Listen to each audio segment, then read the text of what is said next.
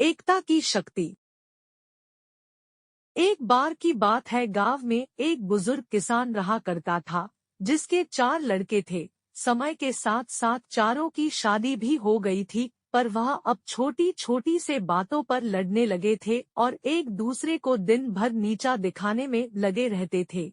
एक भाई पढ़ाई और गिनती करने में बहुत अच्छा था, एक भाई व्यापार करने में अच्छा था, तो एक भाई राजनीति और रिश्तेदारी निभाने में बहुत अच्छा था और सबसे बड़ा भाई किसानी और पहलवानी में माहिर था। सब अलग अलग काम और कलाओं में माहिर थे। बूढ़े पिता की जिंदगी इन चारों भाइयों को अलग अलग शिक्षा और कला सिखाने में निकल गई। उनका सपना था कि चारों भाई एक साथ रहे और आगे बढ़े, इसलिए चारों को अपनी पसंद की कला में माहिर किया गया।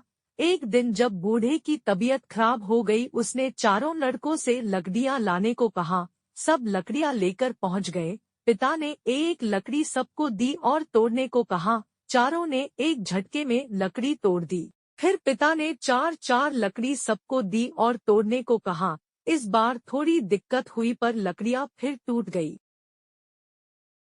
अब पिता ने लकड़ियों का एक गुच्छा चारों को दिया और तोड़ने को कहा। किसी से कुछ भी नहीं हुआ। पिता ने अपने चारों बेटों से पूछा, बताओ इस कहानी से हमें क्या शिक्षा मिलती है। जो लड़का पढ़ने में होशियार था वह बोला, एक लकड़ी जल्दी टूट जाती है और साथ में अनेक लकड़ी तोड़ना मुश्किल होता है। पिता ने बिल्कुल सही, यही तो मैं तुम लोगों को समझाने की कोशिश कर रहा था। एकता में ही शक्ति है। मिलकर रहोगे तो कोई तुम्हारा कुछ नहीं कर पाएगा और अलग अलग रहोगे तो कोई भी तोड़ के चला जाएगा। चारों बेटों को अपने पिता की शिक्षा समझ में आ गई और वह हमेशा खुशी खुशी साथ रहने लगे। इस कहानी से हमें यह शिक्षा मिलती है कि एकता में ही शक्ति है। हमें हमेशा मिलकर रहना चाहिए ताकि कोई तीसरा हमारा फायदा न उठा सके।